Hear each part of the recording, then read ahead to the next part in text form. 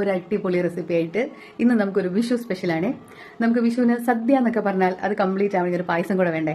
അപ്പൊ നമ്മൾ സദ്യയൊക്കെ ഉണ്ടാക്കിയിട്ട് ക്ഷീണിച്ചിട്ടിരിക്കുമ്പോൾ നമുക്കൊരു പായസം കൂടി വെക്കാന്ന് പറയുമ്പോൾ ചിലപ്പോൾ ചിലർക്കൊക്കെ ഇത്തിരി ബുദ്ധിമുട്ടാവും. പക്ഷെ അതിന് നമുക്ക് റോഷിയോന്റെ കയ്യിൽ ഒരു സ്പെഷ്യൽ സൊല്യൂഷൻ ഉണ്ട്. നമ്മുടെ ചെട്ടിനാട് പായസം മിക്സ് നിങ്ങൾക്ക് ഈസി ആയിട്ട് വിത്തിൻ മിനിറ്റുകളുടെ ഉള്ളിൽ തന്നെ നിങ്ങൾക്ക് ഒരു അടിപൊളി പായസം ഉണ്ടാക്കാൻ പറ്റും. അപ്പൊ തീർച്ചയായിട്ടും അതെങ്ങനെ ഉണ്ടാക്കണം എന്നുള്ളത് ഞാൻ ഇപ്പൊ കാണിച്ചു തരാം. നിങ്ങൾക്ക് അത് ഈ വിഷുവിന് ഈ ഒരു പായസം വേണോ വേണ്ടേ എന്നുള്ളത് നിങ്ങൾ തീരുമാനിക്കൂ. Okay, ready? ഇതാണ് നമ്മുടെ ചെട്ടിനാട് പായസം മിക്സിൻ്റെ ബോക്സാണ്. നമുക്ക് ഈ ഒരു ബോക്സ് ഓപ്പൺ ചെയ്യുമ്പോൾ നമുക്ക് അതിൻ്റെ ഉള്ളിൽ സേമിയ ഉണ്ടാവും, പഞ്ചസാര, അണ്ടിപ്പരിപ്പ്, മുന്തിരി, ഏലക്കാപ്പൊടി, അങ്ങനെ എല്ലാം നമുക്കതിൽ ഇൻക്ലൂഡഡ് ആണ്. നമുക്കാകെ കൂടെ നമുക്ക് വേണ്ടി വരുന്നത് പാല് മാത്രമാണ്. അപ്പോൾ നമുക്ക് ഈ ഒരു പാക്കറ്റ് പായസം മിക്സ് വെച്ചിട്ട് 1 ലിറ്റർ പായസം, അതായത് 5 ഗ്ലാസ് പായസം നമുക്ക് ഉണ്ടാക്കാം.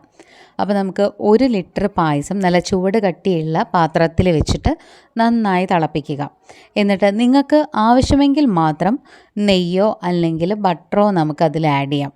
ഒരു ടേബിൾ സ്പൂണോ 2 ടേബിൾ സ്പൂണോ നമുക്കതിൽ ബട്ടറോ നെയ്യോ എന്തെങ്കിലും നമുക്കതിൽ ആഡ് ചെയ്തിട്ട് നന്നായി മിക്സ് ചെയ്തതിന് ശേഷം അത് നന്നായി ഒന്ന് തിളച്ച് വരുമ്പോൾ നമുക്കതിൽ നമ്മുടെ ചെട്ടിനാട് പായസം മിക്സ് നമുക്ക് കുറേശ്ശെ ഇട്ടിട്ട് നന്നായിട്ട് അതൊന്ന് ഇളക്കി കൊടുക്കാം. ഈ ഒരു സേമിയ ഉണ്ടല്ലോ, ആ സേമിയ വേവുന്ന വരെയാണ് നമ്മളത് വേവിച്ചെടുക്കേണ്ടത്. അത്ര ടൈം, അതായത് ഒരു സേമിയ വേകാനായിട്ട് നമുക്കൊരു 5 മുതൽ 10 മിനിറ്റിൻ്റെ പോലും ആവശ്യം വരുന്നില്ല. ഇത് നന്നായിട്ട് വെന്ത് വരുമ്പോൾ അത് നല്ലൊരു തിക്കായിട്ടുള്ള ഒരു കൺസിസ്റ്റൻസിയിലേക്ക് അത് മാറും. നമുക്ക് അടിപൊളിയായിട്ടുള്ള പായസം റെഡി ആയിട്ട് കിട്ടും. ഇനി നമുക്ക് ഈ ഒരു പായസം മിക്സ് വെച്ചിട്ട് തന്നെ നമുക്ക് ഇന്നൊരു രീതിയിലും കൂടിയും, അതായത് വേറൊരു രീതിയിലും കൂടി നമുക്ക് ഈ ഒരു പായസം ഉണ്ടാക്കാനായിട്ട് പറ്റും. നമുക്ക് ഇപ്പം നമ്മുടെ സാധാരണ നമ്മുടെ വീടുകളിൽ ചെയ്യുന്ന നല്ല അടിപൊളി സേമിയ പായസം ഇവിടെ റെഡി ആയിട്ടിരിക്കുകയാണ്. ഞാനിനി ഇതൊരു കാരമലൈസ് ചെയ്തിട്ട് നമുക്ക് എങ്ങനെ ഉണ്ടാക്കാമെന്നും കൂടെ കാണിച്ചു തരാം.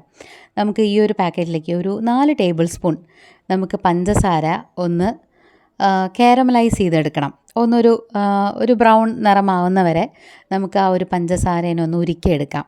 അതിലേക്ക് 1 ടേബിൾ സ്പൂൺ ബട്ടർ ഒന്ന് ആഡ് ചെയ്ത് കൊടുത്തിട്ട് അതും നന്നായിട്ടൊന്ന് മിക്സ് ചെയ്തെടുക്കാം. എന്നിട്ട് ഇത് നന്നായിട്ട് മിക്സായിട്ട് വരുമ്പോൾ ഇതിലേക്കൊരു 1/2 ഗ്ലാസ്, നമ്മൾ സാധാരണ ഇപ്പോൾ ഈ ഒരു പാക്കറ്റ് അല്ലെങ്കിൽ 1 ലിറ്റർ പായസമാണല്ലോ ഉണ്ടാക്കുന്നതിൽ, അതിൽ നിന്ന് ഒരു 1/2 ഗ്ലാസ് പാലെടുത്തിട്ട് നമുക്ക് ഇങ്ങനെ ഒന്ന് ചെയ്തെടുക്കാം.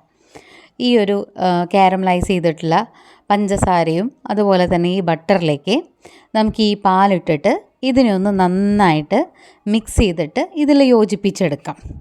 ഈ ഒരു മിക്സിലേക്ക് നമുക്ക് ബാക്കിയുള്ള നമ്മൾ ഇതുവരെ ചെയ്തിട്ടുള്ള സംഭവം ഉണ്ടല്ലോ, നമ്മൾ 1 ലിറ്റർ പാലൊക്കെ ഒഴിച്ചിട്ടുള്ളത്, ഈ സെയിം പ്രോസസ്സ് നമുക്ക് ഇതിലേക്ക് ഒഴിച്ച് ചെയ്യുവാണെങ്കിൽ നമുക്ക് കാരമലൈസ് ചെയ്തിട്ടുള്ള പായസം കിട്ടും. അതൊരു വേറൊരു ടേസ്റ്റാണ്. ഒരു ഡിഫറെൻറ്റ് ടേസ്റ്റ് വേണമെന്നുള്ളവർക്ക് ഇങ്ങനെയും നിങ്ങൾക്ക് ട്രൈ ചെയ്യാം.